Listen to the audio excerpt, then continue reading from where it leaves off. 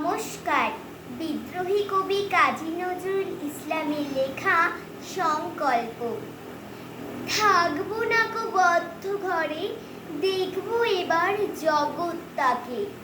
কেমন করে ঘুরছে মানুষ যুগান্তরের ঘূর্ণিপাকে।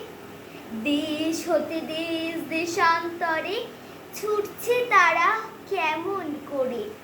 কিসের নেশায় কেমন করে মরছে যে বীর লাখে লাখে। কিসের আশায় করছে তারা বরণ মরণ যন্ত্রণাকে।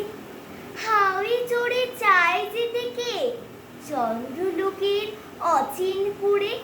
শুনবো আমি ইঙ্গিত কোন মঙ্গল হয়ে আসছে উড়ে।